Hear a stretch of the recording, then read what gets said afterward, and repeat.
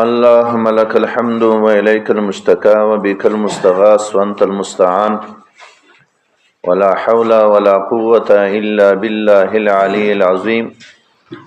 اللهم صل على حبيبك وعلى آل حبيبك وعلى أصحاب حبيبك عدد خلقك ورضا نفسك وزنة عرشك ومداد كلماتك. وبعد، أعوذ بالله من الشيطان الرجيم. بسم الله الرحمن الرحيم. وإذ قال ربك للملائكة إني جاعل في الأرض خليفة. دی راتلونکو آیاتونو دی تفسیرو دی ترجمې نه وړاندې څو خبرې ذهن نشین کی. اولا دی راتلونکو آیاتونو ربط و مناسبت دی ما سبق سره. ثانیا دی حضرت آدم علیه السلام دی پیدایش واقعه. ثالثا دی رب العالمین جل جلاله دی مشوری حکمت دی ملائکو سره یا حضرت آدم علیه السلام دی پیدایش په باره کې دا مشوره په څه حکمت باندې هغه بناو. او څلورم دا چې ملائکو ته دا معلومات کوم طرف نه وسو چې انسان به په ځمکه کې قتل و قتال او خونریزي کوي. او پنځمه مسله د حکم دی سجدې دی اکرام و دی تعظیم. سجده دی عبادت، سجده دی اکرام و دی تعظیم دا دی حکم. دی اولی خبری وضاحت سی ربط و مناسبت دی راتونکو آیاتونو دی ما سبقه سره ده. هغه دا سی انعامات الله جل جلاله دو قسم دی: ظاهری محسوس انعامات او دویم هغه باطنی معنوي انعامات. وړاندې آیاتونو کې الله د ځمکې د اسمانونو په د ځمکه کې کوم مخلوقات الله پیدا کړي، الله فرمایي چې دا د انسانانو د نفع لپاره دي، نو الله د ظاهري انعامات یادوري وکړه. او دین ورسته په راتونکو آیاتونو کې د معنوي انعام هغه تذکره ده چې د انسانانو فلار ده حضرت آدم علیه السلام. دین، رتبه، نسب دا د انسان لپاره معنوي نعمتونه دي. نو اجمال و خلاصه دا چې وړاندې د ظاهري نعمتونو تذکره وه او دا د معنوي نعمتونو تذکره ده. دویمه خبره واقعه دی پیدایش د حضرت آدم علیه السلام.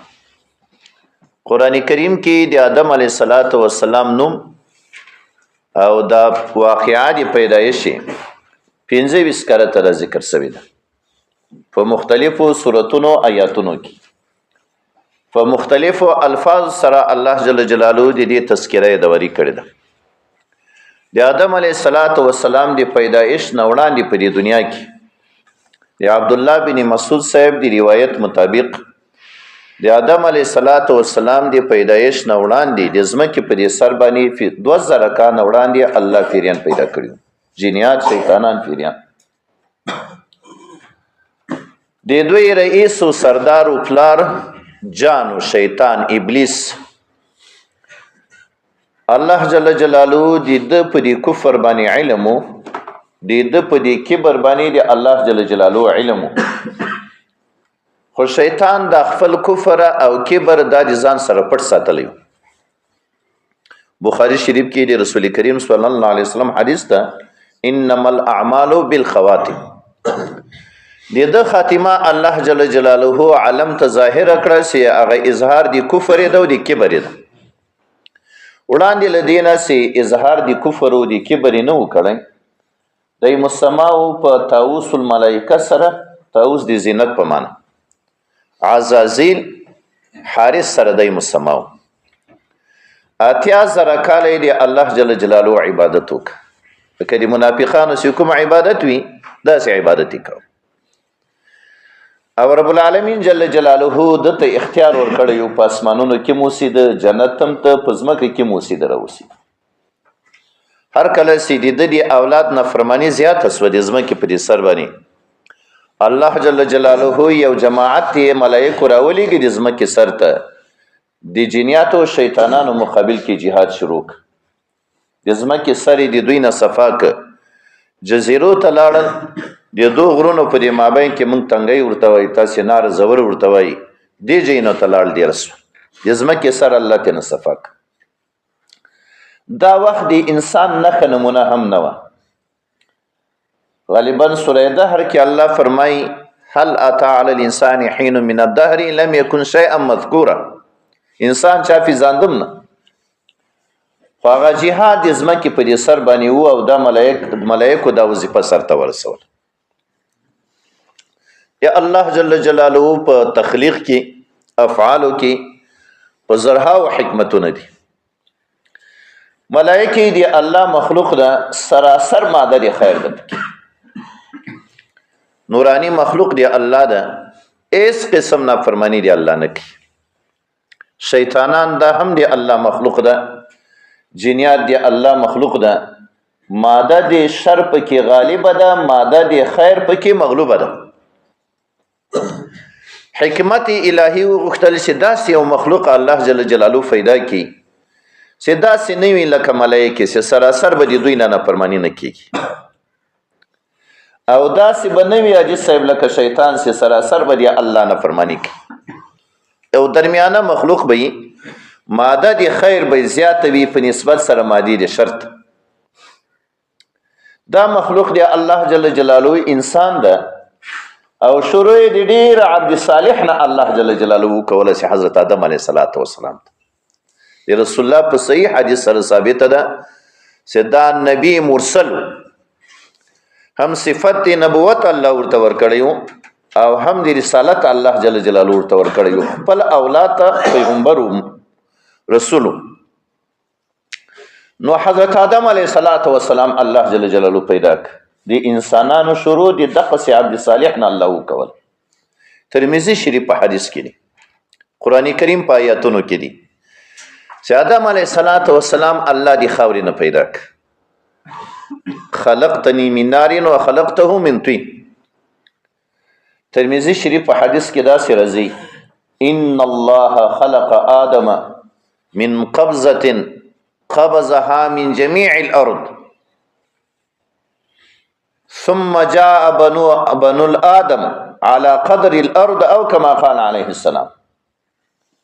دیوی قبضی د ځمکې نه الله جل جلاله حضرت آدم علیه السلام پیدا کړ. بیا د ځمکې مختلف هغه رنګونه دي، مزاجونه دي، ځمکه توره، سپینه، سره، د ځمکې مزاج نرمي، سخت وي. نو انسانان هم دقسې په مختلفو رنګونو خوینه عادتونو سره هغه دنیا ته راغلي. داسې حضرت آدم علیه السلام الله جل جلاله د خاورې نه پیدا کړ. قرآن کریم د ده نوم آدم ذکر کړی ده. د آدم الارض نه راخیستل سوی د ځمکې سر ته ویلی کېږي. د دې جسد خاوره هم د ځمکې د سر نه راخیستل سوې وه. دا مختلف اطوار احوال ورباندې تیر سوي، من صلصال کالفخار من حمأ مسنون. چیرته الله جل جلاله پیدا کړ؟ دا دلته په دې دنیا کې و که په اسمان کې و که په جنت کې. قرآن کریم تر دې نه ساقط ده. قرآن کریم په دې باندې قائل ده چې د خټې نه او د خاورې نه د طین لازم نه الله جل جلاله پیدا کړی. نور قرآن کریم تر دې نه هغه ساکت ده چې دا اوس چېرته الله جل جلاله پیدا کړه. الله ته خو ګرانه نه. مفسرینو حضراتو دا هم لیکلي چې په جنت کې الله جل جلاله پیدا کړ، یا د جنت نه خارج اسمانونو نه بره او بیا الله جل جلاله هغه جنت ته داخله کړ. صحیح حدیث د رسول کریم صلی الله علیه وسلم سره ثابت ده چې د جنتیانو ځواني به د حضرت آدم علیه السلام د ځواني برابر وي. د آدم علیه السلام دا اوچتوالی 80 غزه په شرعي غزونو سره، دا شرعي غز 1.5 فوټ راځي، او د ده دغه پلنوالی دا شرعي 2 غزونه راځي. جنتیان به د حضرت آدم علیه السلام د ځواني مطابق وي په جنت کې. رسول الله فرمایي د آدم علیه السلام نه وروسته داسې د انسانانو په دې ځواني کې داسې کمی راسي، قیامت ته نږدې به داسې واړه انسانان. نو حضرت آدم علیه السلام الله جل جلاله پیدا کړ. په جنت کې و، یک تنها و. قرآن کریم په دې باندې ناطق ده چې الله جل جلاله ورته بیبي پیدا کړ، حضرت حوا بیبي.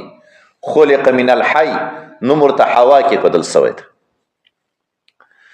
رسول کریم صلی الله علیه وسلم په صحیح حدیث کې دی د تمامي زنانو په باره کې چې حوا بیبي مور ده چې دا الله جل جلاله د آدم علیه السلام دی چپی د کینی هغه اعلی سي کومه پختې د دې جانب تر دې نه الله جل جلاله پیدا کړی دی مزاج کې کوګوالی الله پیدا کړ یک تنها زندگی دی رجل دی پارغه ګرانی د انسان طبیعت الله جل جلاله داسې پیدا کړی چې د نور انسانانو سره یو ځای تنګیږي نه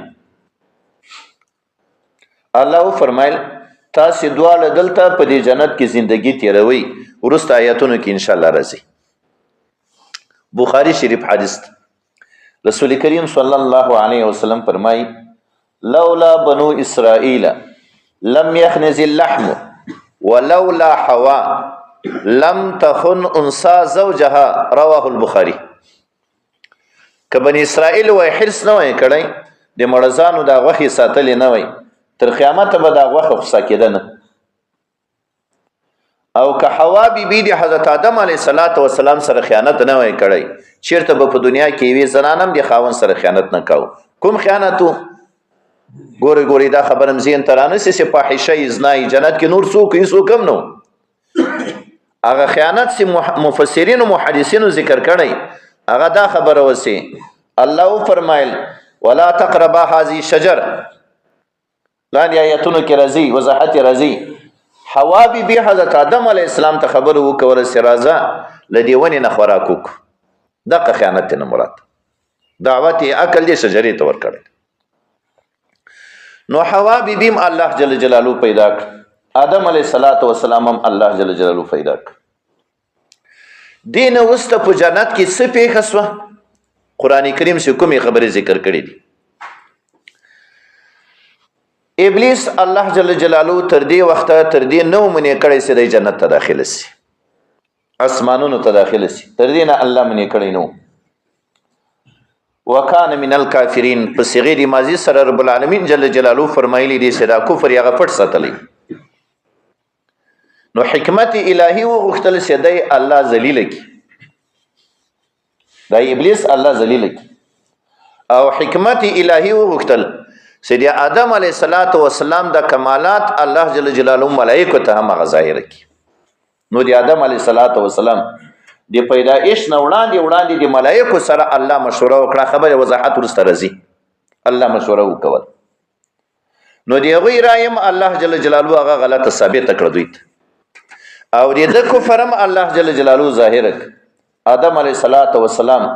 په یو امتحان کې کامیاب راغی چې هغه علم دی اشیاء ورته وښودل په دې مجلس کې شیطان هم ملائکه هم خو په دې امتحان کې دی کامیاب راغی د علم اعزاز و اکرام الله جل جلاله ورکسي ابلیس ته ملائکه ته امر د سجدي راغی په دې جنت کې دی نه یا د جنت نه بهر یا جنت کې دی نه یا د جنت د بهر نو ملائکه سجده وکول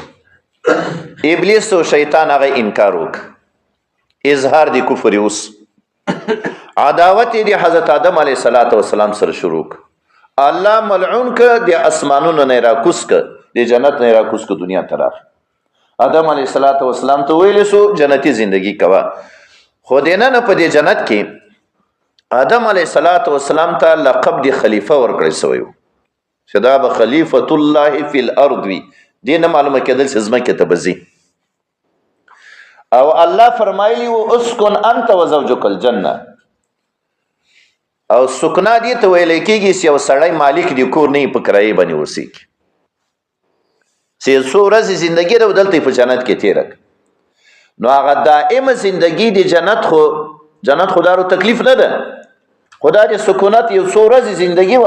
الله فرمایل ولا تقربا هذه الشجر سدي ونه ته بنزدې کېږي نه او نزدېکت وسراغ د شیطان پر وسوسې سره قران کریم په دې باندې قائل چې شیطان وسوسه واچول حضرت آدم علیه السلام څنګه یې واچول دي کوم نه واچول مفسرین وايي معرف القرآن لیکلي چې کېدای سي دغه وخت دغه شیطان دی جنت نه وستل سوی نو مشافهتان آدم علیه السلام ته خبر وکوله وقاسمهما انی لکما لمن الناصحین دی الله په نامه قسم وکړ چې رب العالمین د دې ونې نه چې تاسې منې کړي یاستئ دا شجرة الخلد ده، ملک لا ابلا ده، چې خوراک ته نه وکړي بیا به جنت نه وتل نه. او دا هم امکان شته چې الله جل جلاله دی د جنت نه ویستلی و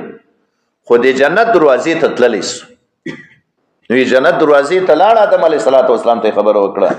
او دا هم مفسرینو دا قول هم ذکر کړی چې نه دی په دنیا کې و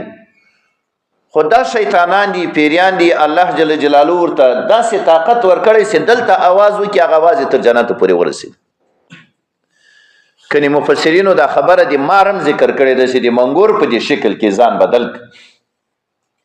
او آدم علیه السلام ته هغه خبر وکوله. د مار مسله به ان شاء الله چې ابو داود شریف کې کوم حدیث راغلی ابو مرسته ذکر. مختصره خبره داره چې حضرت آدم علیه السلام نه وړاندې عقل د شجرې ته حوا بیبي وړاندې سوه. د زنانه حرص زیات دی د دنیا په دې عمر باندې، په ښکلا او په دې زینت باندې. قرآن کریم دا فرمایلی دی چې د زینت سره د دوی مینه ډېره زیاته. آدم علیه السلام ته دعوت ورکړه چې راوړاندې سه، ما ته څه تکلیف نه ده جوړ کړی. آدم علیه السلام چې وړاندې سو خوراک یې وکړه. نو که چا ذهن ته اعتراض رسېږي چې الله وایي مه وړاندې کېږه، پیغمبر خو د ګناه نه معصومي، دی ولې وړاندې سو؟ قرآن کریم فرمایي نسیان ولم نجد له عزمه. عزم نو ماخذه خو په عزم باندې راځي. دا نسیان دی حضرت آدم علیه السلام. کوم جنتی لباس د دوی په دې بدن کې و عادي بدن نه وغورځېد. فتفقا یخصفان علیهما من ورق الجنه. نو د جنت دی ونو د پاڼې راخیستلې سره یو ځای کولې لکه لباس او جامې ترې نه جوړولې. حکم الهي راغی نور تاسې د هغه جنت نه دنیا ته لاړ سئ. حوا بیبي مفسرینو لیکلي دي جدي کې راکوزه سوه، ځکه جده ورته وایي نیا پکې راکوزه سوې ده. آدم علیه السلام هندوستان د سرندي په علاقې کې راکوز. شیطان په باره کې راځي چې اول راکوزېدلې په مصر کې ډېره وخت او ډېر زمانه د طاغوتیانو د مرکز پاتې سوی فرعونیان. عبدالله بن عباس صاحب په روایت کې راځي چې 40 حجونه آدم علیه السلام د هندوستان نه کړي دي پیاده، او 300 کاله د حیا د وجه نه اسمان ته ونه کتل چې دا دې څه وکړو. او 40 شپې ورځې خوراک او چکاک ونه کړ. خاون او بیبي په عرفات کې سره یو ځای سو چې عرفات ویل کېږي. یو وجه د تسمیې هغه محدثینو دا ذکر کړی ده چې دلته حوا بیبي او حضرت آدم علیه السلام دی ډېر پیراق نه وروسته سره یو ځای سوي سره پېژندلي، ځکه ورته عرفات ویل کېږي. نور خو آدم علیه السلام ته خلیفة الله فی الارض ویلی سوي وو، دا لقب ورکړی سوی وو. نو دنیا ته حضرت آدم علیه السلام راغی. تر 40 پورې اولادونه وو. د حوا بیبي د یو بطن نه دوه اولادونه کېدل، مذکر او مؤنث. او د ده په دې حیات کې 40 زره ته د ده اولاد رسېدلی وو. 9.5 کاله مفسرین عمر ذکر کړی. 130 کاله په جنت کې تیر کړي وو چې د دنیا کلونه واخلي. او هغه د اسمانونو د جنت عمر د مازیګر نه تر ماښامه پورې د دنیا 130 کاله ته نه جوړي. خبر د حضرت آدم علیه السلام چیرته ده داسې تعین مفسرینو حضراتو نه ده کړی، خو د میزابي رحمت چا لیدلی نه یې الله دې ورته وګوري. حرام شریف کې د حاتم په طرف باندې د اویاو انبیاو حضراتو قبرونه دي. د آدم علیه السلام په باره کې، د ابراهیم علیه السلام په باره کې یو قول هم دلته دا ده چې دلته د دوی قبرونه دي. دا د آدم علیه السلام هغه واقعه وه چې تاسې واورېده چې اکثر حصه د قرآن کریم په آیاتونو کې بیان شوې ده، او څه مې هغه مرفوع روایت درته وویلې، څه د صحابه کرامو هغه اثرات سو. نور د آدم علیه السلام د واقعې په باره کې د وهب بن منبه نه ګورې احتیاط وکړئ. وهب بن منبه، کعب الاحبار، په صحابه کرامو کې عبدالله بن عمرو بن العاص، ده به د تورات او د انجیل مطالعې ډېرې زیاتې کولې. دغه حضراتو نه چې د آیاتونو په تفسیر کې کوم روایتونه راغلي دي اکثر ډېر اسرائیلي روایات دي، ډېر احتیاط به ورسره کوئ. نو د آدم علیه السلام د پیدایش په دې واقعې کې ډېر داسې اسرائیلي روایت راغلي دي چې قوي روایت نه دي. نو هغه کومه حصه چې قرآن کریم بیان کړې ده خو د قرآن کریم حصه ده او څه حصه هغه پیغمبر علیه السلام په حدیثو کې بیان شوی دا یوه قیاس بله مسله دلته هغه ده چې رب العالمین جل جلاله د حضرت آدم علیه السلام د پیدایش په باره کې د ملایکو سره مشوره وکول په قرآن کریم کې الله د دې مشورې یادواري داسې کړې ده واذ قال ربک للملائکة انی جاعل فی الارض خلیفه قالوا اتجعل فيها من يفسد فيها ويسفك الدماء ملائکو یو خبره ظاهرا وکوله او یو خبره د عبد الله بن عباس صاحب په روایت کې داسې پټه ذکر شوی ده الله جل جلاله ملائکو ته د حضرت آدم علیه السلام د پیدایش خبره وکوله نو هغه کومه خبره چې دوی ظاهرا کړې ده هغه دا ده چې الله دا مخلوق به قتل و قتال کوي وینې به تویي نو په دې داسې مخلوق په دې پیدا کولو کې به څه حکمت وي که دا د ځمکې امور ورته سپارل وي نیابت وي نو خو یې دې دپاره به دا کار مونږ ځکه سرته ورسوو چې د الله نافرماني هم نه کوو او د ملایکو قوت و طاقت هم هغه زیات اجمالی ته ورسره رب العالمین وفرمایل انی اعلم ما لا تعلمون چې د انسان په دې پیدایش کې څومره حکمتونه دي څومره صالحان نیکان انبیا شهدا علما صحابه کرام څومره خلق به پکې راځي دا معلومات هسته نه کېږي نو اجمالی ته ورسره الله د دوی رای هغه غلط ثابته کړل او تفصیلواره چې الله د دوی رای هغه غلط وښودله هغه داسې و چې علم د اشیاو په یو مجلس کې آدم علیه السلام ته دوی ته وښودلی سو آدم علیه السلام پکې کامیاب راغی د هغې استعداد الله جل جلاله ملایکو ته هغه ظاهره کړي دا انسان څومره استعداد لري نو ملائکو فرمایل سبحانك لا علم لنا الا ما علمتنا دی کبر او دی غرور په الله باندې دی اعتراض کولو خبره نه ده کړي اظهار د خپل لا علمي کړي او کومه یو فټه خبره چې ملائکو کړي و دی عبد الله بن عباس صاحب روایت کې الفاظ دی عبد الله بن عباس صاحب داری معرف القرآن مرا نقل دی ابن کثیر مرا نقل دی چې لا يخلق الله خلقا اکرم عليه منا ولا اعلم دا خبره دوی پټه ساتلې چې داسې مخلوق به الله جل جلاله نه پیدا کوي چې علم هم د موږ نه زیات او د موږ نه او د الله په نیز باندې د موږ نه هغه قدرمن د موږ نه به قدرمن هم نه نو رب العالمین جل جلاله فرمایلی چې کومه خبره تاسې ظاهروله په دې دی الله علم کوم هم چې پټوله په دې دی الله علم نو الله جل جلاله دی ملائکو سره د آدم علیه السلام دی پیدایش په باره کې دغه مشوره وکوله او د دوی رای الله اجمالی او تفصیلی دوی ته هغه خطا ظاهره کړه رب العالمین خو دا مشوره په کوم حکمت باندې جسه بنا مشوره خو هغه څوک دی د بل سره چې یو شی باندې علم نه په عاقبت باندې علم نه مشوره کوي او مشوره هغه څوک چې استقلال نه لري لکه د پارلمان والا کوم غړي کوم کسانی مستقل نه نو یو بل سره مشوره کوي یو فرمان بیا صادروي نو دغه دواړو وجوهاتو نسبت الله ته نشي کېدلی یا هر شي په عاقبت باندې د آدم علیه السلام په عاقبت باندې د الله علم او الله سره په حقوقو کې څوک برابر نه دي نو دا مشوره په څه باندې بنا وه تعلیما للعباد الله جل جلاله بندگانو ته تعلیم ورکوي چې ګورئ د الله غونې علم یې تاسې نسته ده او داسې مستقل نه یاستئ نو دا استغنا برایه په حدیث کې دا د تکبر نښه نمونه ده خالص دا تعلیما للعباد صاحب دی وحی رسول کریم صلی الله علیه وسلم تعالی فرمای وشاورهم فی الامر صحابه کرام سره مشوره کوه او صاحب دی وحی هغه دی وحی په ذریعه باندې دی وشری عاقبت نه خبرېږي خو تعلیما للامت الله ورته فرمایي چې ته مشوره کوي صحابه کرام سره نور دی مشورې اهمیت دی مشورې اجزا دی مشورې حکم دا دی بل مسله دی ان شاء الله را بسی په دې آیات کې وشاورهم فی الامر نو دی الله جل جلاله مشوره بنا په دغه حکمت باندې غ بنا ښه بل مسله دا نشین کوي چې ملائکه ته دا معلومات دي کوم طرف نه اوس چې دا انسان به قتل و قتال کوي قتاده رحمت الله علیه ابو قتاده دا صحابي ده قتاده بن دعامه دا تابعی ده قتاده بن نعمان دا هم صحابي ده قتاده تابعی رحمت الله علیه فرمایي چې رب العالمین جل جلاله ملائکو ته اظهار دې خبرې وکړه داسې مخلوق پیدا کومه چې صالحان و نیکان به هم پکې وي شریر انسانان به هم پکې وي قتل و قتال به هم کوي نو دا خبر دی الله دې طرف نو نو ملائکو ویلي چې رب العالمین دې داسې مخلوق په دې پیدایش کې به نو څه حکمت وي مو خو د خپل علم مطابق دا خبره کوو که دا د ځمکې د نیابت خبره وي نو دا کار خو موږ هم سرته رسولی شو نو الله ویلي انی اعلم ما لا تعلمون او یا مفسرین وایي چې ملائکو ته معلومات له دغه کلمې د خلیفه نه وسو چې الله جل جلاله یو خلیفه لیږي یو نائب لیږي د تنفیذ الاحکام لپاره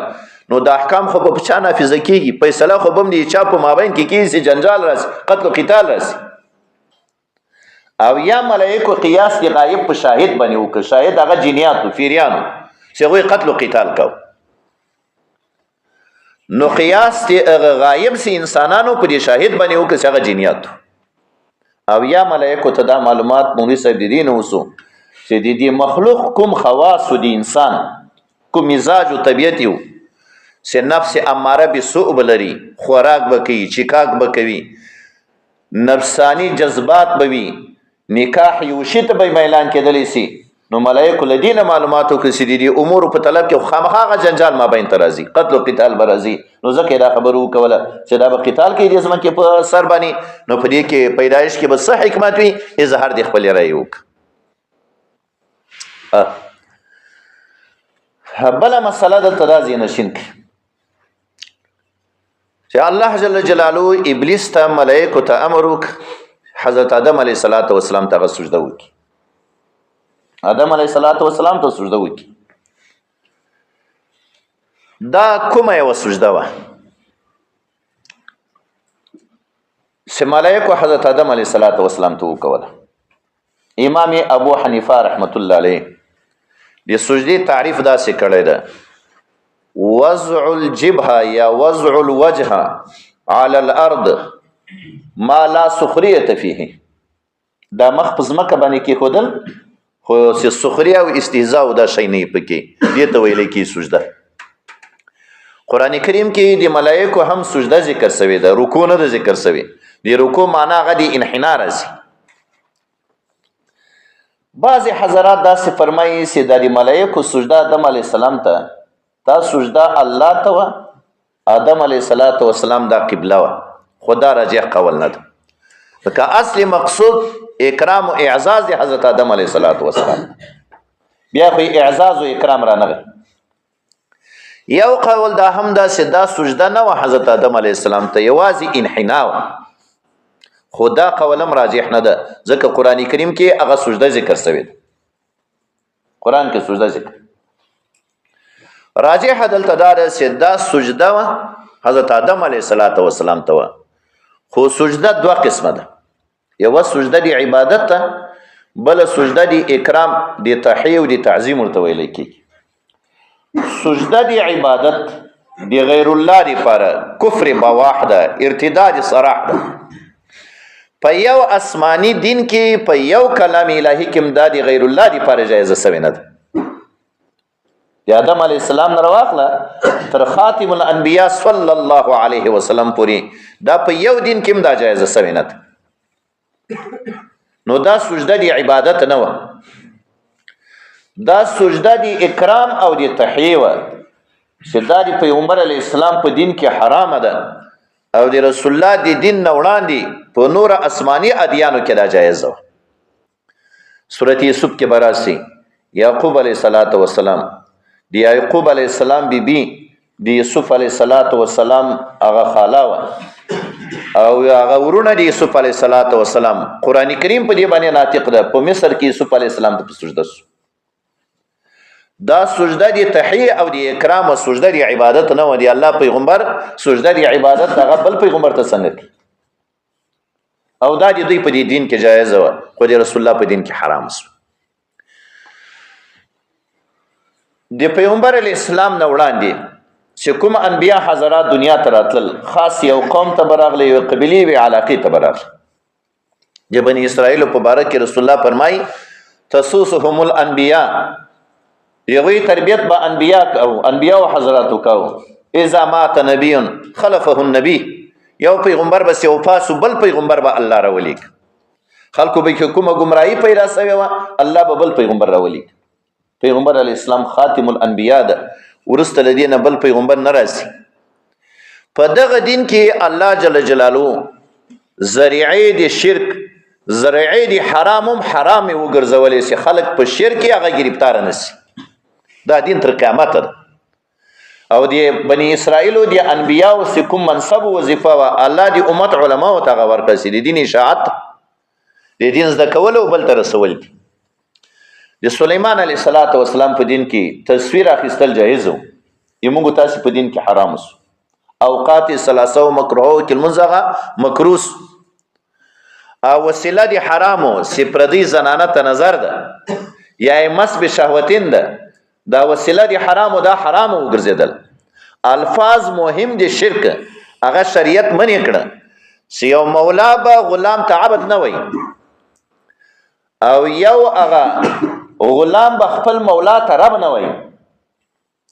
نو په شریعت رسول کریم صلی الله علیه وسلم کې دغه سجده حرام است، چې دا سجده د اکرام او د تحیر دا حرام وګرځول شو. په څه باندې حرام است؟ قران کریم خو کې خو د ملائکو د سجدي بیان راغلی ده، او دا نه دی راغلی چې دا د رسول کریم صلی الله علیه وسلم په امت کې دا سجده د اکرام او د تحیر حرام ده. دا په اخبار متواتره او د رسول کریم صلی الله علیه وسلم سره. حافظ ابن حجر اسقلانی رحمت الله علیه په خپل کتاب کې فرمایي کنه نفحة الفکر چې کوم حدیث لس صحابه کرام را نقل کړي خبري متواتر ویل کی، دا چې دا سجده دی غیر الله دی پر دی اکرام او دی تحیه حرام ده. دا شل صحابه کرام را نقل کړي. معاذ بن جبل رضی الله عنه د شام نه راغی، یو صحابي دی کوفی نه راغی. رسول الله ته فرمایي دی خلکو خپل مشیرانو ته پهلوانانو ته سجدي کوي، مونږ ته سجده کوو. د انصار یو ځوان راغی، رسول الله ته فرمایي مشکات شریف کې دی مونږه وخ لیوانه سوی ده، مونږه هغه کوینه وبور باندې راباسو نه راباسي ته ورته راسه. پیغمبر علی السلام سے کله راغی باغ دروازې ته، انصاری صحابي ورته فرمایي لکه سپی داسې لیوانه سوی ده، تکلیف ته ونه رسي. رسول الله فرمایي چې ما وګوري بیا به داسې کار نه کوي. کله چې رسول الله دې نه نسو وخ ورته سجده وکوله. وخ په دې سجدې کې دا مختار نه و، اختیاري نه و، ښه الله تقدیر و دی الله امر. نو صحابه کرامو دی رسول الله مطالبه وکوله. حیوانات درته سجدي کوي او کفار خپل مشرانو ته سجدي کوي، ته لایق دي چې موږ ته سجده وکړو. رسول الله فرمایل لو امر احدا ان يسجد لاحد لامرت المراه ان تسجد لزوجها. کما چاته امر کولای سي الله نه ما سوا بل چاته سجده وکي، نو ما به خزه ته ویلی وسې خاوند ته سجده وکي چې د خاوند حق نهایت ډیر زیات تور باندې. نو په اخبارو متواتره و د رسول کریم صلی الله علیه وسلم سره دا ثابت ده چې دا سجده د اکرام او د تحیه په امت پیغمبر علیه الصلاۃ والسلام کې دا اوس حرام ده. په کوم صورت کې کفر ده؟ په کوم صورت کې دا کفر ده؟ حرام خو سوا په ارتکاب د حرام سره خو یو سړی ته کافر نه ویل کی. کوم عمل سے شعار دی کفری؟ احکام القرآن اشرف علی تنویر رحمت الله علیه لیکلی. فقیه ابو جعفر هندوانی رحمت الله علیه دی احناف مشهور عالم ده. علامه سرخسی رحمت الله علیه دی احناف مشهور عالم ده. یو سړی بتخانی ته ننوت او وایي چې دلته ما سجده وکړه، سخریه مې کول، استهزاء مې کول، بت مې دی عبادت په نیت باندې سجده نه ده کړې. خدا شعار دی کفر ده، د شریعت نظر په ظاهر باندې ده، ظاهرا به دته څه ویلی کېږي؟ کافر. نورې باطن الله ته سپارل سوی. یا داسې نور دی هغه کفر څه شعار و نښې نمونې په یو انسان کې وي. وړاندې امام خبره کړې ده د قرآن کریم اهانت او د رسول الله اهانت، که یو سړی په زړه کې وایي چې په ایمان مې ده، په زبان باندې وایي چې رسول الله ده، خو دا د عمل نه هغه عمل د کفر معلومه کېږي، عقیده د کفر معلومه کېږي، په ده باندې حکم هغه د کافر کېدلی شي. نو که دا سجده د اکرام او د تحیې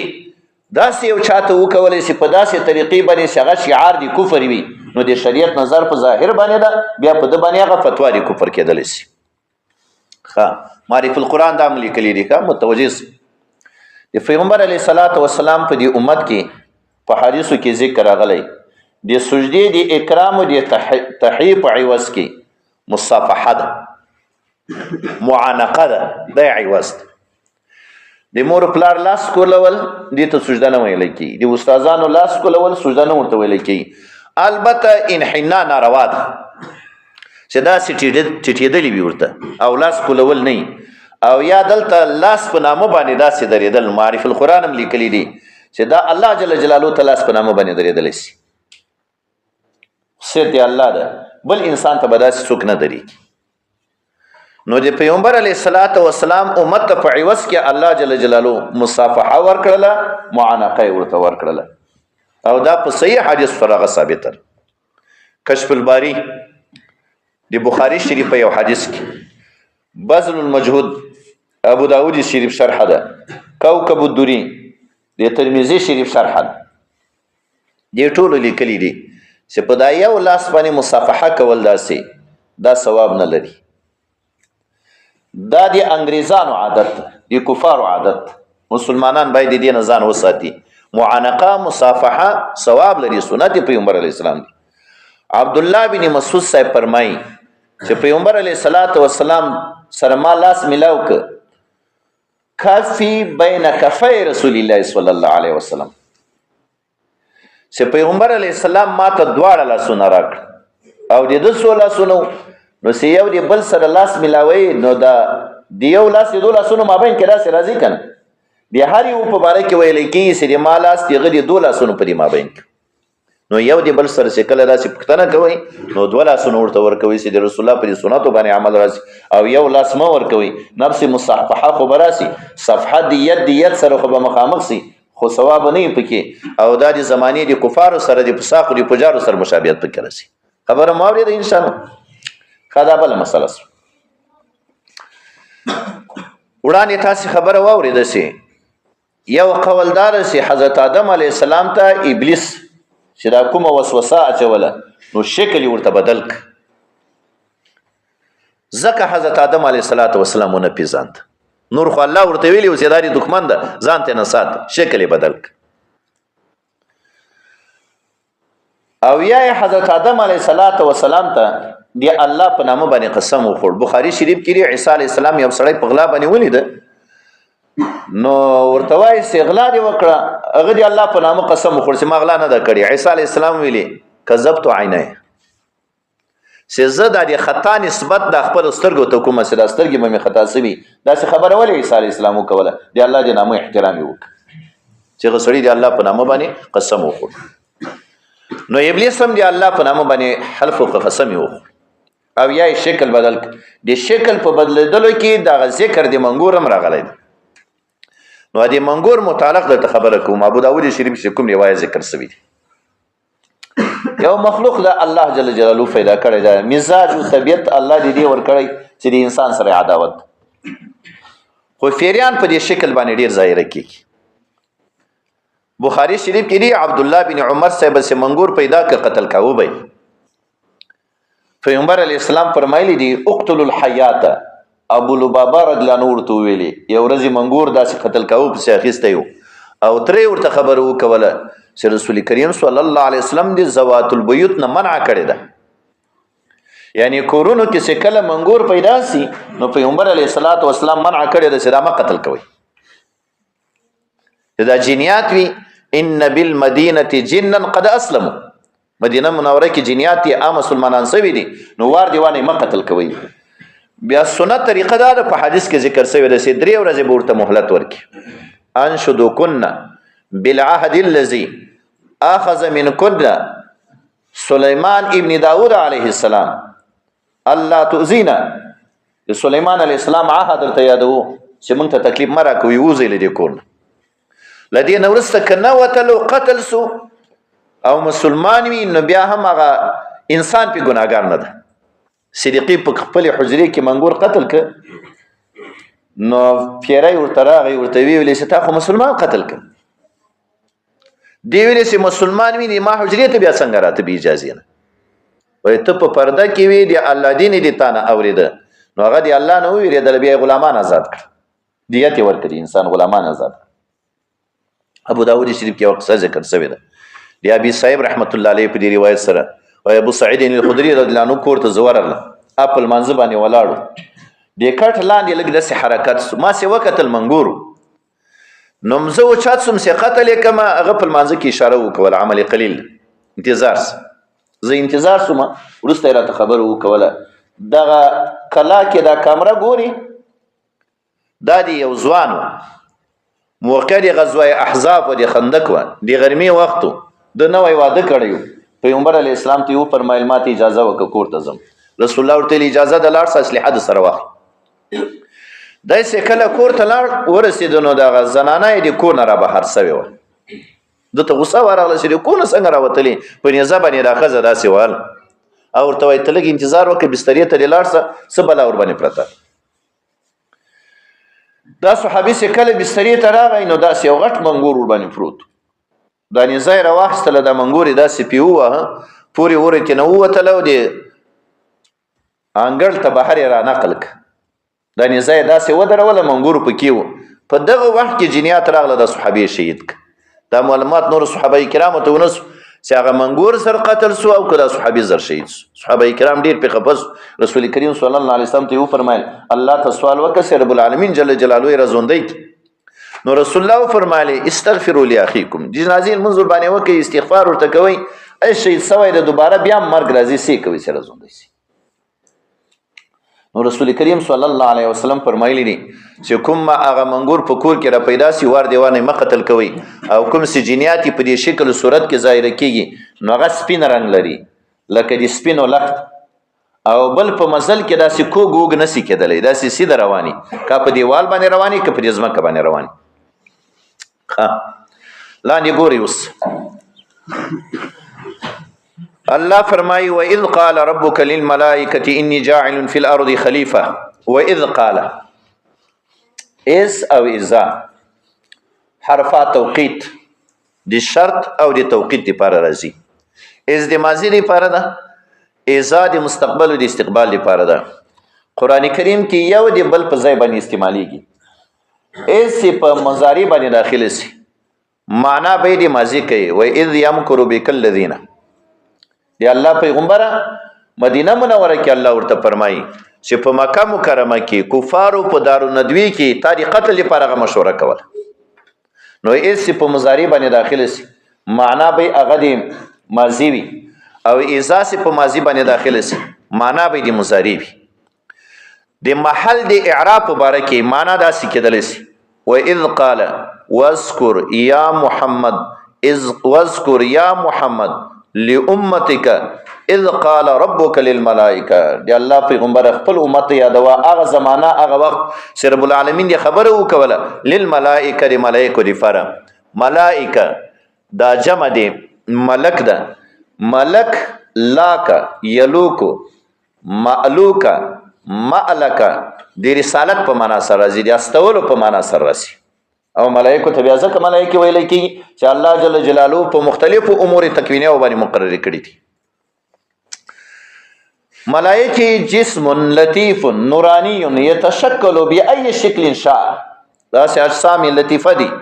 الله ورته قدرت ورکړي په هر شکل باندې ځان بدلولې را بدلولې سي دوی دی معصومیت بیان قران کریم دا سه کړی دا لا يسبقونه بالقول الله باندې اعتراض نه کوي د آدم علیه السلام د پیدایش په باره کې پاله اعتراض نه کړی الله مطالبه کړي وسیتا سي کوم آیت لا يسبقون بالقول یا الله دی قول نه وړاندې خبره نه کوي لا يعصون الله ما امرهم ويفعلون ما يؤمرون استرګو رف اندازه دی الله جل جلاله نه فرمانی نه کوي بل عباد مکرمون عزتمن مخلوق الله پیدا کړی عند الله عزتمن سمر شماره د سمر ملائکه الله پیدا کړی دي و ما يعلم جنود ربک څنګه راځي آیت کې الا هو دی رب العالمین کوم لخرې دی یوازې علم په الله جل جلاله لري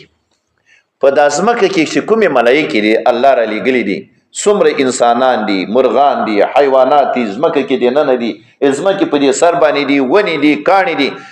دا دي هغه ملائکه سلامه برخه ده چې په دنیا کې الله را لګلې دلته داسې بیا ځه پورته اسمانونو ته، نو په د اول اسمان کې کومې ملایکې الله پیدا کړي دي، دا د ځمکې څومره مخلوقات او ورسره ملایکې، دا یې څلورمه حصه ده. درې شنده هغه هم بیا ورباندې زیات دي. وَإِذْ قَالَ رَبُّكَ لِلْمَلَائِكَةِ إِنِّي جَاعِلٌ دي خالق په معنا سره د زه پیدا کوونکی یم فی الارض په دې ځمکه کې خلیفة یو نائب دی تنفیذ الاحکام لپاره. قالوا ملائکو فرمایل اتجعل فيها اتخلق فيها، ته پیدا کوي په دې ځمکه کې من هغه څوک یفسد فيها چې هغه به فساد کوي په دې ځمکه کې په معصیت او په ګناه سره، او یو هغه عظیم فساد ويسفك الدماء هغه به تویوي ویني، ويسفكو دي تویولو په معنا سره د ویني به تویوي، قتل و قتال به کوي. یا الله کدی عبادت فاروي نو ونحن نسبح بحمدك، موږ دې تا پاکي بیانو متلبس دي تا په دې حمد سره، ونقدس لك وننزهك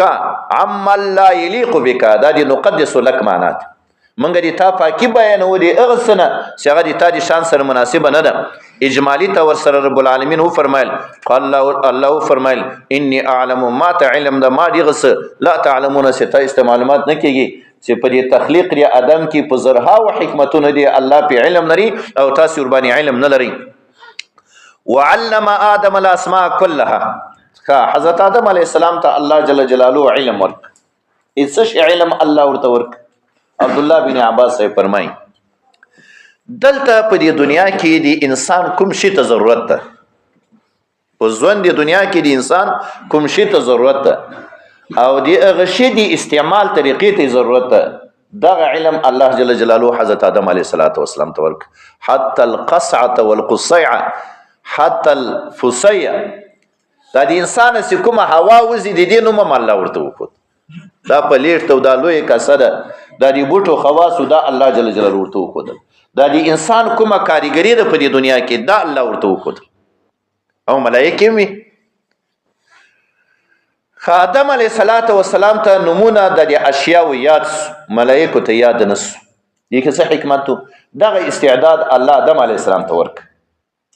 او ملائکه کې دا استعداد الله کې نه پوت. اوس دای خو د رب العالمین دی جانب نه نائب خلیفہ راته دنیا ته ولګه فراتلا تند فراتلا بیماری ورته راتله، انسانانو په دې مابین کې چې کله جنجال راسي یو انسان را اوچسي بل بندي خاني ته واچي یو میاس ورته خوراک چکاک ورنک او قاضي ملائکه نو ملائکه دی ولګي ودې تني په درد باندې سپي اخو نه خوراک د ضرورت لري نه چکاک د ضرورت لري، او که قاضي انسان نو غته معلومات کیږي چې دا ولګه او تند غسمره تکلیف لري. نو دغه استعداد الله جل جلاله حضرت آدم علیه السلام ته ورک او ملائکه ته الله دا استعداد ورنک،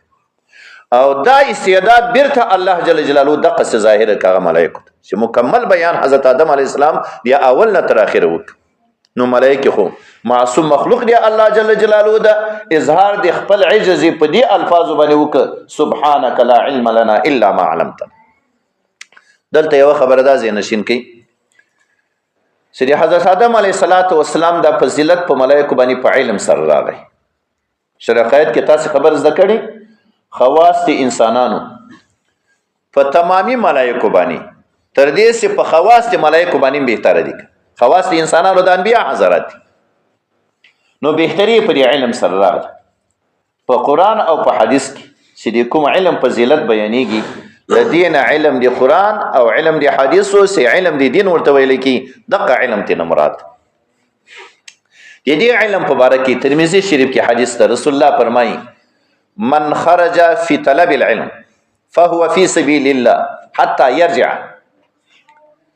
د طلب د علم دین لپاره یو سړی د کور نه بهر دا فی سبیل الله ده، کوم سړی چې فی سبیل الله دغه دعاګانې الله قبلوي،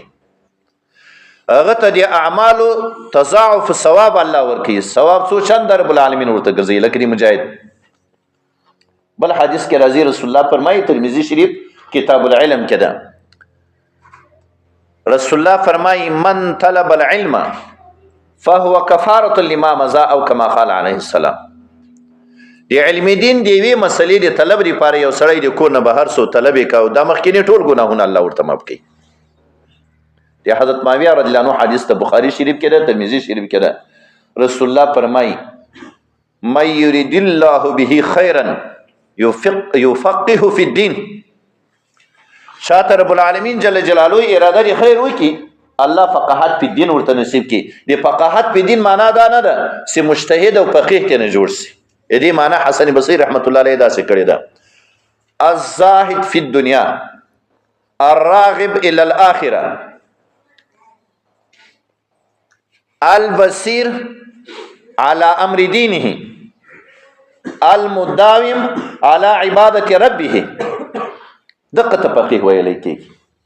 چې دنیا دی امور سره مینه نه دي، زړه محبت نه، نور خو د دنیا امور ته ضرورت پیدا کېږي او مکمله توجه اعمال د آخرت ته په امور د دین باندې هغه بصیرت پوهې علمي او په خپل هغه اعمال صالحه باندې همیشه والی وي. دې ته فقاهت په دین ویل کېږي. دغه انسان ته الله جل جلاله اراده لري خیر کړي. ترمذی شریف کې، مشکات شریف کې د کثیر بن قیس رحمت الله علیه روایت ده. دمشق کې ابو درداء رضی الله عنه په سوریه کې اوسېده. د مدینه رسول صلی الله علیه وسلم نه یو سړی ورته راغی، ورته فرمایي ابو درداء رضی الله عنه د ایس غرض لپاره دلته نه یم راغلی، د یو غرض لپاره راغلی، ما سي یو حدیث د تانه ماته بالواسطه رسېدلی او اوس غواړم چې علو د سند راسي بذات زه د تانه واورم. دغه حدیث لپاره راغلی. نو ابو درداء رضی الله عنه چې طالب العلم دا شوق ولید د پیغمبر علی اسلام یو حدیث ورته بیان ک. رسول کریم صلی الله علیه وسلم فرمایي من سلک طریقا یطلب فيه علما سلک الله به وفي روایت سهل الله به طریقا من طرق الجنه او كما قال عليه السلام. څوک چې د علم دین طلب کوي په یو لار باندې، تنوین په کې راغلی طریقا، دا لار بری وي بحری وي لری وي نږدې وي، او د علم دین دا مسله یو مسله وي دوی وي درې وي یو آیات وي نیم آیات وي یو حدیث وي نیم حدیث، نو الله جل جلاله به د جنت لار د تاسانه کې. د جنت لار څه شي ده؟ توفیق دی نیک اعمال. دا خو موږ تاسو ګورو په سترګو باندې ګورو چې څوک د علم سره قرآن سره حدیث سره تعلق لري، هغه اعمال ته ګورو، د عام خلکو اعمال ته ګورو. نو جنت ته داخليدل خو دی الله په فضل او دی الله فضل دا توفیق دی نیکو اعمالو ته. د جنت لار الله ورته اسانه کوي. په همدې حدیث کې راځي وان الملائکه لتدعو اجنحتها رضا لطالب العلم. دا معصوم مخلوق دی الله سي ملائکه دي، دا څوک چې طلب دی علم کوي نو وزرونه په ځمکه ورته ګرځي. دی حدیث کې مختلف توجیهات دي. یو توجیه دا ده چې سره همکاري کوي، اکرام مراده، اعزاز مراده، او په ظاهر دی حدیث باندې عمل کېدل شي. دا توجیه کېدل شي. وان العالم دې ته ویل کی طریقې دی ادنان دی اعلی په طرف باندې وړاندې فضیلت طالب العلم دا دی عالم. وان العالم يستغفر له من في السماوات ومن في الارض والحيطان في جوف الماء او كما قال عليه السلام. چې دی عالم دی پاره د الله مخلوقات سدي دا دعا دی استغفار کوي چې الله که سهو خطا ته نسوي ته معاف کړي. سی علما نه نو گمراهی زیاتیږي، سی گمراهی زیات سي دی الله عذاب راځي، عذاب عام راځي، حیوان ونه کانه اڅ پکې گرفتار سي. رسول الله فرمای وان العلماء ورثه الانبیاء وان الانبیاء لم يورثوا دینارا ولا درهما وانما ورثوا العلم فمن اخذه اخذ بحظ وافر او كما قال عليه السلام. دا علماء ورثان دي انبیاء دي، انبیاء نه دینار او درهم نه دي فاتحه، دا علم دین ته نه فاتحه. چې چا تعلق دی علم دین سره وی او نو یو عظیمه حصہ د سعادت الله ورته نصیب کړي. دا علم فضیلت. بنی اسرائیل کې دوه کسانو، مشکات شریف کې حدیث ده، یو هغه عابدو نفلی روزي او د شپې نوافل، بل عالم فرائض او سنت به کول، نور نوافل نو څه کول، خلکو ته به دین بیاناو. پیغمبر علیہ السلام ته قصه بیان نو رسول الله فرمایل فضل العالم على العابد كفضل على ادناكم. لکه د ما بهتري دي تاسو په یو ادنا صحابي باندې، دا عالم دومره فضیلت. حضرت علی کرم الله وجهه فرمایي سی علم او مال ته ګوره، علم خو میراث دي انبیاء اوس، مال خو د فرعون او د قارون هم پاتې شوی. حضرت علی صاحب فرمایي علم به تا ساتي او مال به ته ساتي. حضرت علی صاحب فرمایي علم به د سره قبر ته لاړ شي او مال به غدي تا نه پاتې شي. حضرت علی صاحب فرمایي علم به د الله د عذاب نه خلاصي، مال به د پولیس ورات په سر باندې راونی سي، حساب کتاب سره کی. علم بل ته په ښودلو باندې زیاتېږي، مال بل ته په ورکولو باندې هغه کمیږي. قرآن کریم کې الله جل جلاله فرمایي شهد الله انه لا اله الا هو والملائکة واولو العلم. الله دا وایي چې الله یو ده، ملائکه دا وایي چې الله یو ده، او علما دا وایي چې الله یو ده. نو د دوی شهادت الله جل جلاله په دریمه مرتبه کې ذکر کړ. بل آیات کې الله فرمایي کفا بالله بیني و بینکم. وایي څنګه ده سورۃ اخر کفا بالله شهیدا بیني و بینکم ومن عنده علم الكتاب. دی الله پیغمبر دغه يهودو ته خبره وکړه، مشرکانو ته وکړه چې دا ما پر رسالت باندې الله جل جلاله شهادت ورکړي، او کوم علما عبد الله بن سلام او داسې نور دي هغه ما پر رسالت باندې دا شهادت ورکړي. نو دلته په دویمه مرتبه کې الله جل جلاله دی علما وغه دوری کړي. حسن بصری رحمت الله علیه نصیحت کی چې مرتبه خو ډیر اوچته ده، مقام خو دی علم ډیر اوچت، خو یو علم نافع ده، یو علم حجت الله علی الانسان ده چې د قیامت پر ورځ ورسره ونیسي. نو علم نافع علم په القلب ده، انما یخشى الله من عباده العلماء. یعنی چې دی علم سره په دې زړه کې خشیت وي، دی الله جل جلاله نه ویری یا ساری په دې زړه باندې وي، بس دغه علم نافع ده. او کوم یو علم چې عمل نه خشیت نه دی الله نه ویره نه، نو دا هغه علم چې د قیامت پر ورځ دغه انسان الله جل جلاله راونیسي. ابن کثیر رحمت الله علیه لیکلی دی ویل للجاهل مره وللعالم 70 مره. عالم سری الله نه فرمانه سي کنه نو بیا به اویا عذابونه الله جل جلاله ورته ورکی، او جاهل ته یو عذاب دې پر بغه اویا عذابونه. یو خو دی علم دا حصول ده، طالبان فارغه سي پړګي وي، دین ورسته یو عمل ده، یو دی علم وقار او سکینه او عزت ساتل. عمل کې به یو سړی کمزوري انسانانی بشري خو به وایدا سي وز دی علم نوم په ما باندې پروت دی واده ته تزي ساز سرود بغږي. دا زنانه به فارغ سي د مدرسونه علم وکي، ترجمه د قران کریم وکي، سبا سي ګوري په واده کې سي چیرته ډول وي ساز سرود دام پکې ناست سی ورا روانه سي سترمنه کزبې په ورا کې مخ نه پټي لا سونیم سرګانی مخې مغه سرګان. نو یا خو هغه ګناسي امیر صاحب او بل دی علم به عزت راسي، په دا ګناه باندې دومره زر مؤاخذه ناراضي دی الله دې طرف نه، لکه دا دی علم په هغه به عزت باندې سي مؤاخذه راسي. نو شاته الله جل جلاله علم نصیب کړی سکینه او وقار، دا دی علم عزت ساتل، په لار باندې بسړی څنګه حرکت کوي، د خلکو مجلس کې به څنګه کېناستلی، بل سره پښتنه سلام اچول، اخلاق حسنه دی پیغمبر علیه الصلاۃ والسلام. نور خو بخامخه انسان د بشر د پیغمبر غونه ده چې سهو خطا بنه کی. خګوري لاندې ګوري الله فرمایي وعلم آدم الاسماء. الله جل جلاله خود آدم علیه الصلاۃ والسلام ته الاسماء اسماء دی مسمیات كلها تمامي ثم عرضهم برب العالمین جل جلاله دا نمونه دي دغه شیانو فیش کړه علی الملائکه. فقال رب العالمین فرمایل انبئونی ما خبر را کی بیا اسماء هؤلاء، فاسماء دي دغه مسمیات باندې ان کنتم صادقین، کته صادقانی پدې کې ستا سی ویلې رب العالمین به د مخلوق نه پیدا کوي سی علم دي موږ نه زیات کبه دی وینا کې تای صادقانی است. قالوا ملائکه فرمایل سبحانك لا علم لنا الا ما علمتنا انك انت العليم الحكيم. دی ملائکه خبره اظهار دی عجز. سبحانك دی سبحانك څه مطلب؟ یا الله تر دې نه پاکي ته څوک در باندې اعتراض وکړي چې دا نقصان ده پتا کی، تر دې نه ته پاکي تا کې هیڅ نقصان است پتا موږ اعتراض نه کوو. دا سبحانك معنا سو. بخاری شریف کې حدیث ته رسول الله فرمایي افضل الكلام 40 خیر الكلام 40. دا سه الفاظ دی حدیث سبحان الله والحمد لله ولا اله الا الله والله اکبر. صلات تسبیح کې کوم ذکر کېږي. مسلم شریف حدیث ته رسول الله نه پوښتنه وسوه سئل رسول الله صلی الله علیه وسلم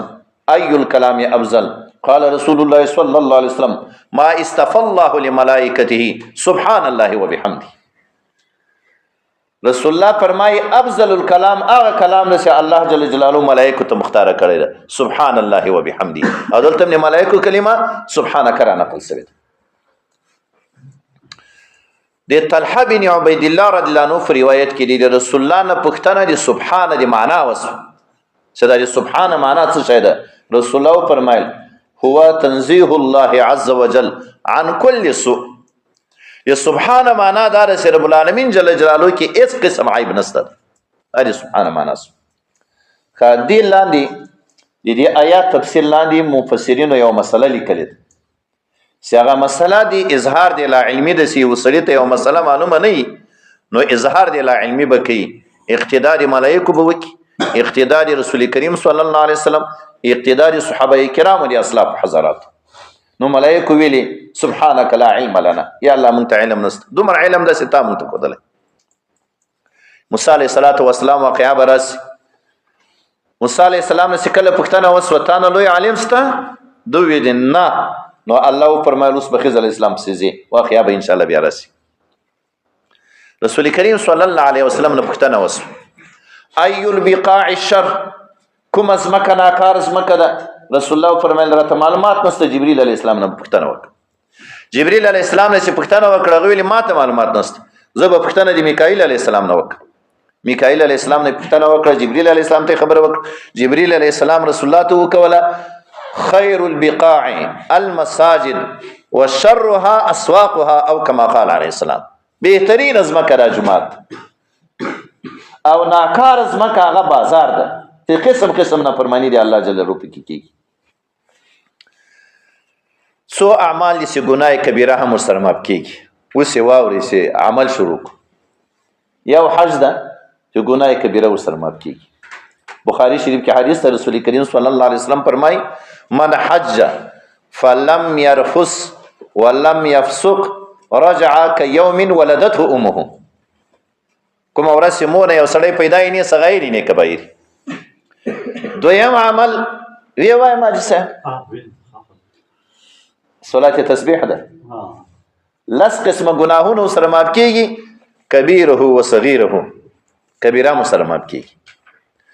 او بل عمل سے کبیره گناه ور سره ماف کیږي المکث فی المساجد.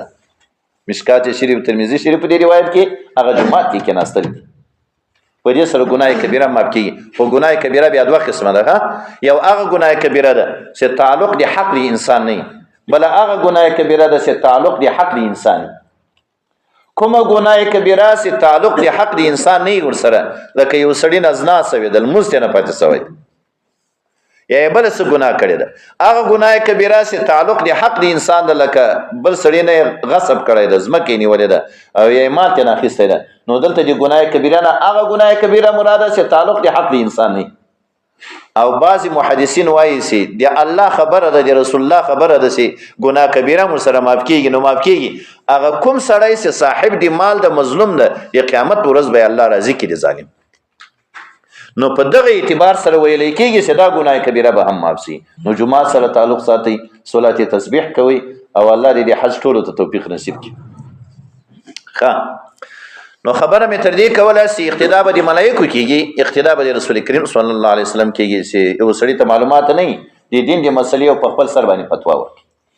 عبد الله بن مسعود صاحب فرمایي بخاری شریف کې په څو مواضعو کې دا خبره ده سی وسړی ته د دین مسله معلومه یو دی وای سی ورته معلومه نه نو ولی وای الله جل جلاله رسول الله ته وای دی خلکو ته داسي وای وما انا من المتکلفین زری ځان خبرې نه سم جوړول نه جوړو چې الله را ته ویلې نه وای زته است خبرې. عبد الله بن عمر صاحب ته سړی وای دی مسلې پښتنه وکړه دو فرمایل والله اعلم نه پیګم. نو کله چې هغه سړی لاړ عبد الله بن عمر صاحب فرمایل نعم ما قال عبد الله چې عبد الله سوره خبره وکړه چې راته معلومات نو و مې ویلې والله اعلم. امام مسلم رحمت الله علیه د مسلم شریف په مقدمه کې یو مختصره باندې واقعا را نقل کړی ده. قاسم بن عبید الله دا د فلار د جانب نه دی عمر سره مسعود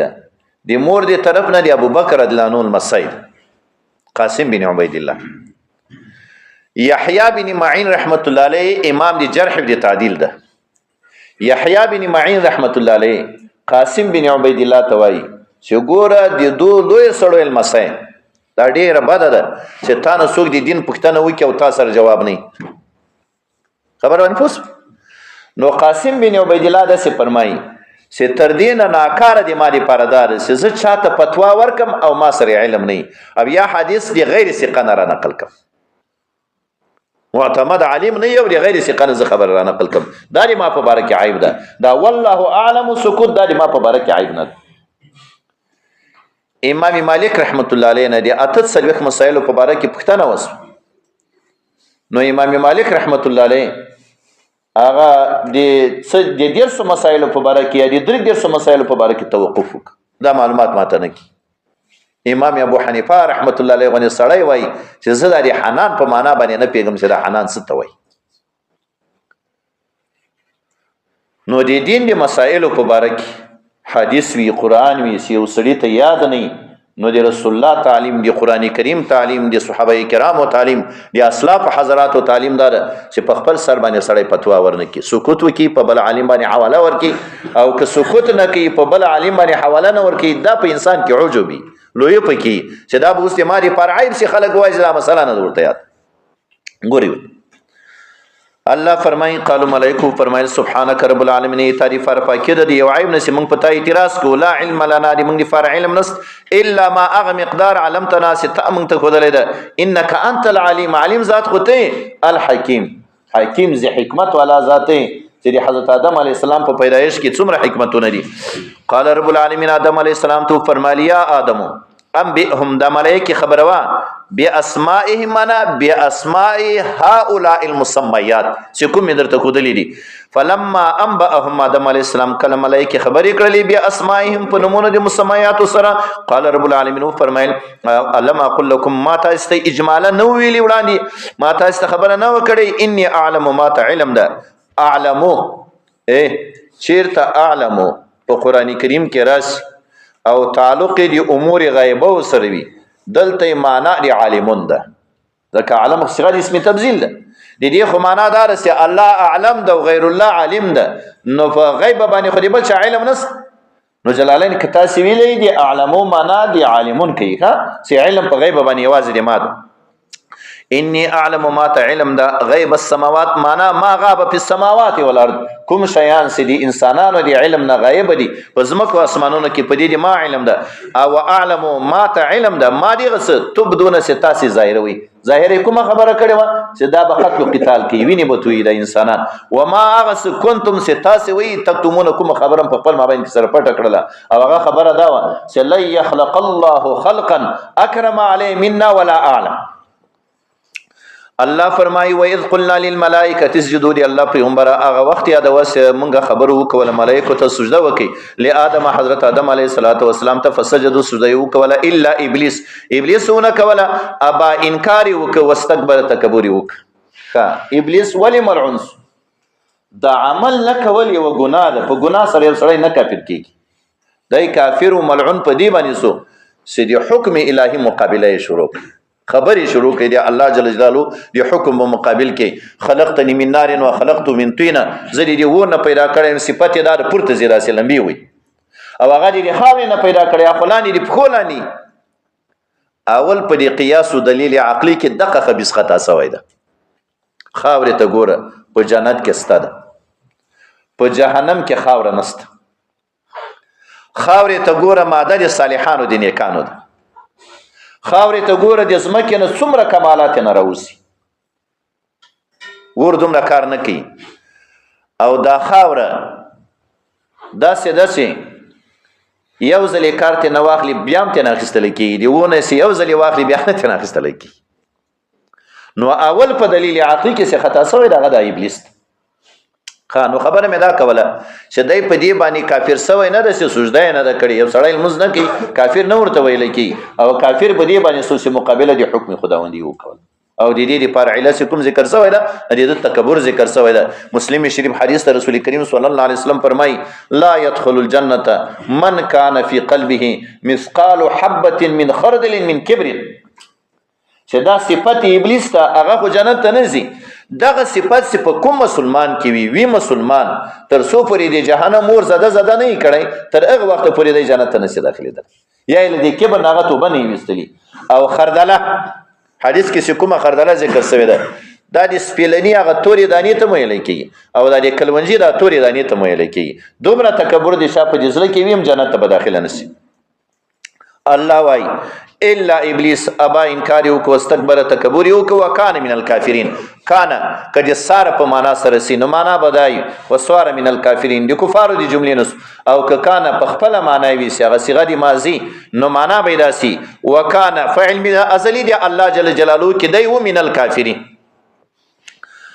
آدم علیہ السلام ته الله انعام وکړ وقلنا مونږ فرمایل آدم علیہ السلام ته یا آدم اسكن تسكنت مختارک انت ته وزوجک ببدتا الجنه جنت لره. ګوري په دا سکونت کې دا بیبي دلته مستقل ذکر شوی ده. په خوراک کې دواړه یو ځای ذکر شوی دی وکولا منها خوراک وي په جنت کې دی جنت دی میونه. په سکونت کې خزه دی خاون تابع ده اسكنوهن من حيث سكنت.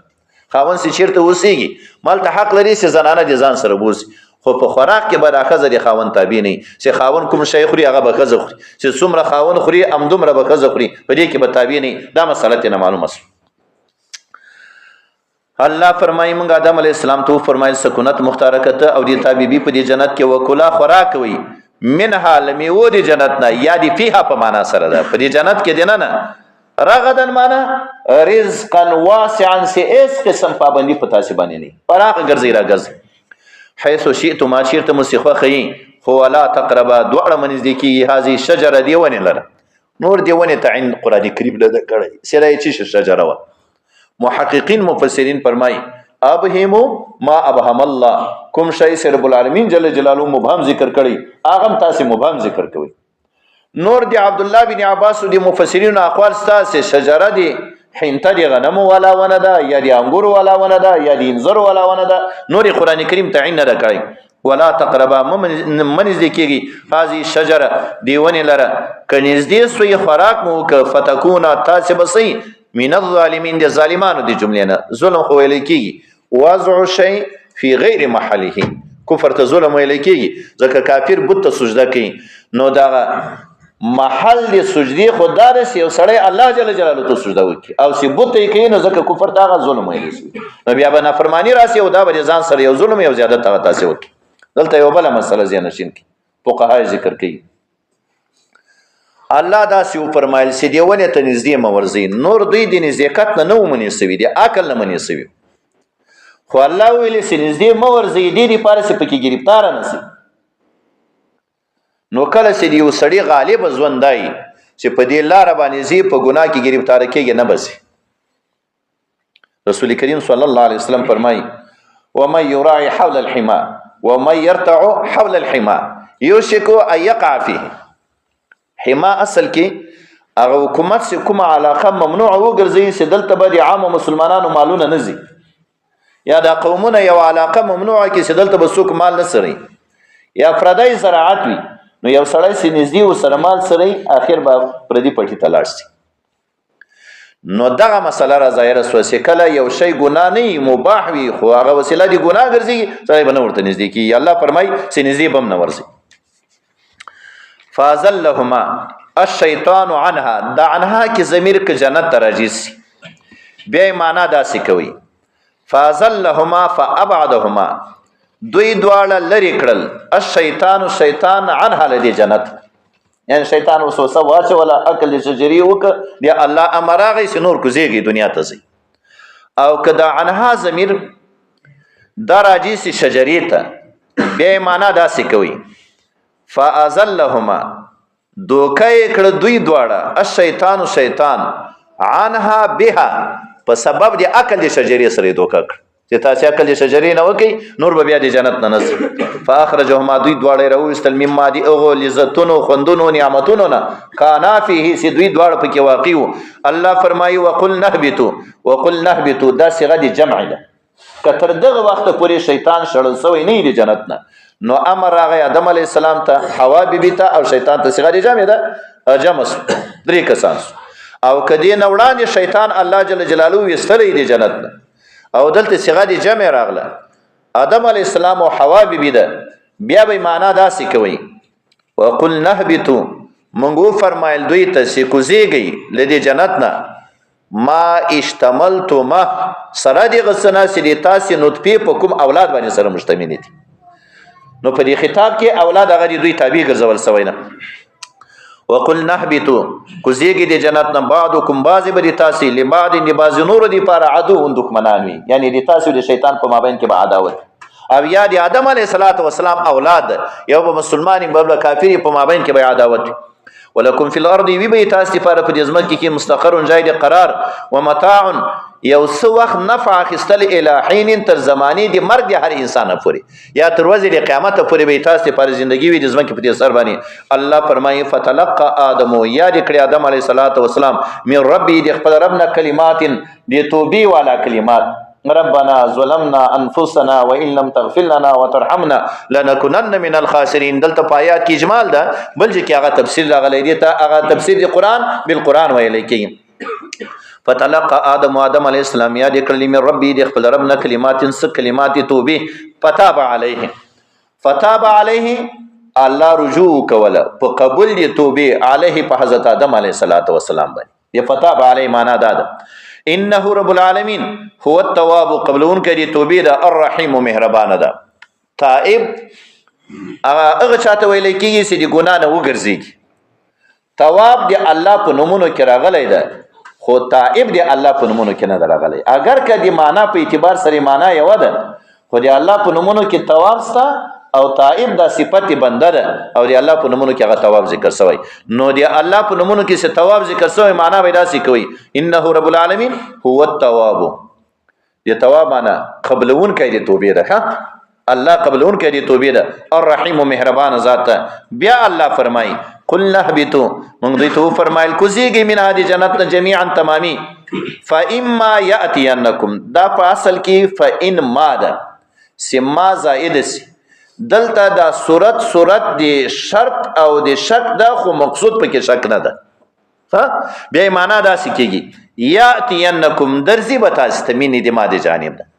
او ظاهری معنا خو کیږي فاما یاتینکم کچیر ته درسی تاسو دی ما دی جانب نه او هغه حاصل دی معنا ده درزی بتا است دی ما دی جانب نه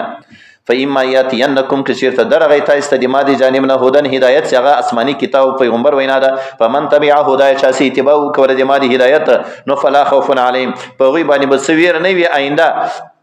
په آخرت کې ولا هم دوی بنوي يحزنون سدوی تخفغان راځي په دنیا کې دی آیات نو کومه مسله ثابت اتباع د دین تابع کېدل دا امر ده چې د خوف او د حزن سره سره نه مخامخ کی کوم یو خوف او حزن غالبا سوره نص الله فرمای انا الا ان اولیاء الله لا خوف عليهم ولا هم يحزنون نو د رسول الله په صفاتونو کې راځي شمایل ترمذی کړي چې اکثر حالت رسول الله دا اوس غمجن بو او د اولیاء الله سکون صفاتونه راځي نو په غي باندې به هم او غم پروت او دلته الله فرمای په دوی به غم نه خوف نه وي دې مطلب مفسرینو دا بیان کړي چې د امور د دنیا په باره کې چې دا شی د ما په لاس کې ستا او دا نسته ځمکه مې ستا که نسته کور ستا که نسته موټر سایکل او موټر دا دنیا دا د ما ستا که نسته دا هم غم د دوی سره نه ټوله توجه به دار د آخرت دی او کوم هم او غم چې په دوی باندې پروت وي اب هم له وجې د دار د آخرت نه وي سي دی الله به حسابي کتاب وي دی الله سره به مخامخ کېدلی او په کوم اعمالو به موږ دی الله سره مخامخ کېږو ها نو اوس به معنا دلته دا وی الله وایي چې د مادي هدایت چا اتباع وکوله فلا خوف علیهم سویره به په دوی باندې نه خوف دې ته راځي ده چې یو سړی له دې ویریږي چې دغه شی مې د لاس نه ونوسي او حزن دې ته ویل کېږي چې یو شی د لاس نه وتلی نو دا د دنیا امور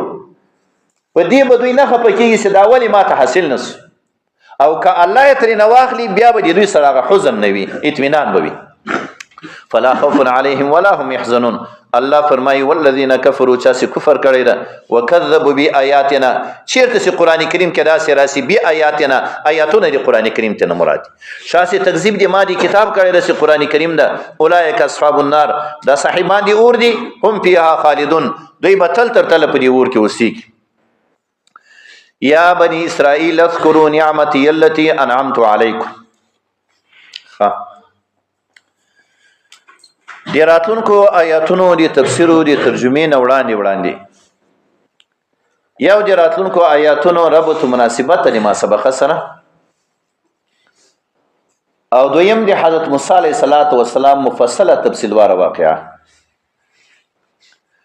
د راتلونکو آیاتونو ربط او مناسبت د ما سبق سره مفسرینو داسې بیان کړي. سوره بقره په ابتدا کې د متقینو صفاتونه، بیا ورسته لدینه د جهري کفارو د کفر بیان، په 14 آیاتونو کې د منافقانو بیان اوس، بیا په یا ایها الناس اعبدوا سره د دوی د اصلاح لپاره الله بیا خطاب وک، بیا بیان دی خلیفۃ الله فی الارض حضرت آدم علیه السلام بیان الله وک. لدین ورسته توجه دی خطاب په طرف دی يهودو باندې را. سوره بقره ده مدنی سورت ده، په مدنی سورتونو کې اول ما نزل ده او دلته د پیغمبر علی السلام سره اوسیدونکي هغه يهود. نو دی وی دی اصلاح لپاره الله جل جلاله توجه دی خطاب دی بنی اسرائیل په طرف باندې وکوله. یا بنی اسرائیل رب العالمین جل جلاله فرمایي. دویمه خبره دی حضرت موسی علیه السلام دی فرعون سره کومه معامله سوي، یا مدین ته تللی دی مصر نه و دی مدین نه بیرته مصر ته راغلی. په قران کریم کې په مختلفو سورتونو کې په مختلف انداز سره دا واقعات څومره متعدده الله جل جلاله ذکر کړی ده. دی بل پیغمبر هغه واقعات رب العالمین جل جلاله دومره متعدده نه ذکر کړي. دلته ان شاء الله دا واقعا بیانو چې د راتلونکو آیاتونو تفسیر او ترجمه وسره اسانه شي. په بل صورت کې ګوره بیا نه بیانوم، ډېر تفصیل واره واقعا ده، په ډېر نصيحتونو باندې مشتمل ده، بل ځای بیا نه بیانوم، همدانه نه واوري. وړاندې لدینه چې دا واقعا بیان شي، دا خبره زیانه شین کی. يهودو ته الله خطاب کړی دا یا بنی اسرائیل. دی یعقوب علیه السلام یو نوم یعقوب او دویم نومي اسرائیل ده. اسراء عبد توای ال الله توای، یو زبانی عبرانی ده، بل زبانی سوریانی ده، بل زبانی عربی ده. ابراهیم علیه السلام دی عراق نه روان سو، د نمرود نه هجرت شروع، کشف الباری لیکلی دي. هر کله چې د دجلی یا د فرات د سین نه هغه خواته تیر سو عبور راغی، نو ظالمان پسې ورسېدل. دین یو الله جل جلاله زبان ورته بدل کړي، عربی نه ورته عبرانی ته واړو. عبور راغلی ولدي نهر نه، ځکه دا زبان مسما سو په عبرانی سره. او سوریانی د سران راخستل سوی د پټوالی ته ویل کی. دا زبان حضرت ابراهیم علیه السلام ته یا حضرت آدم علیه السلام ته په پټه طریقې خودل سوی، یا ابراهیم علیه السلام. نو تورات عبرانی او انجیل سوریانی او قران کریم دا عربی ده. نو خبره می دا کوله سی اسراء په معنا دی عبادت سره او ال په معنا دی الله سره، عبرانی کلمه ده، په عربي کې معنا ده الله. نو د اسراء معنا سو دی اسرائیل عبد الله. جبر میک جبرائیل میکائیل یوغم دغه معنا راغلی ده عبد الله. حضرت یعقوب علیه السلام دی اسحاق علیه السلام بچی ده. اسحاق علیه السلام دی ابراهیم علیه السلام بچی ده. اسماعیل علیه السلام دی یعقوب علیه السلام تر راغی. اسماعیل علیه السلام دی اسحاق علیه السلام نه مسیرو. اسماعیل علیه السلام مور هاجره بیبی ده، دی اسحاق علیه السلام مور سارا بیبی ده. یعقوب علیه السلام په شام کې اوسیده. سورۃ یوسف کې نور واقعا بیا راځي. یوسف علیه السلام ته نورک سو په مصر کې، الته دی رس دی مصر بادشاہي الله ورته ورکړ. پلار د شام نه راوغته مصر ته، پلارم په مصر کې ورسره سو. د یعقوب علیه السلام ټول 12 زمنو. د هر بچی چې کومه قبیله ده دې ته بنی اسرائیل ویل کېږي. نو بنی اسرائیل څو قبایل راغله؟ ټول 12 قبایل راغله. او دا د یوسف علیه السلام د زمانې نه په مصر کې دی رسیو. کني دوی د اجدادو د نیکونو اصلي وطن هغه شام چې مقر د انبیا ورته ویل کی، په مصر کې دوی دی رسو. څوک چې د الله نه فرمانی وي کې انجام یې داسې وی لکه د ابلیس. بنی اسرائیل ته الله جل جلاله ډیر اکرام او اعزاز ورکړی، ډیر انبیا الله ورته لګلی وو. خدا سي خبيث ته بیتنه اوس نه فرمانی به دی الله جل جلاله ډیر زیاته کوله. هر وخت په دوی باندې الله غ ظالمان مسلط کړ، عذابونه ور باندې راغله د اسماني طرفونه، ظالمان الله جل جلاله باندې مسلط کړ. نو دی وخت په تیریدلو سره چې په مصر کې د دوی سرکشي شروع شو، فرعون الله جل جلاله باندې مسلط کړ. په دا 12 قبایلو د بنی اسرائیل باندې څه کم خلک نه وو. کوم خلک چې د موسی علیه السلام سره هجرت کړی وو بحر قلزم نه پورې وسول 12 لکه 12,000 شپږ لکه 12,000 کسان. او د دغه خلکو عمر د 8 سنو اوچت د 40 نه کم وو. دا ځان سره موسی علیه السلام روان کړی. د چا عمر سره د 40 نه زیات وو یا د 8 سنو کم وو په مصر کې پاتې شو. نو دومره زیات تعداد یو. خو د الله عذاب ورته متوجه په داسې عذاب کې گرفتارو چې فرعون د دوی ماشومان د مندو په مخ کې ذبح کول عسکري مقرر کړیو. د غره د سر نه بیکانی په دا شاور باندې راوړل زاعتون او د قانی دا ټول کارونه د فرعونانو د پراغ دوی سر ته رسول په دې ذلت کې گرفتارو. تر دې چې حضرت موسی علیه السلام الله جل جلاله تعالی ولېګه لک تفریب وکړو بیا واقعیا بیان کوي.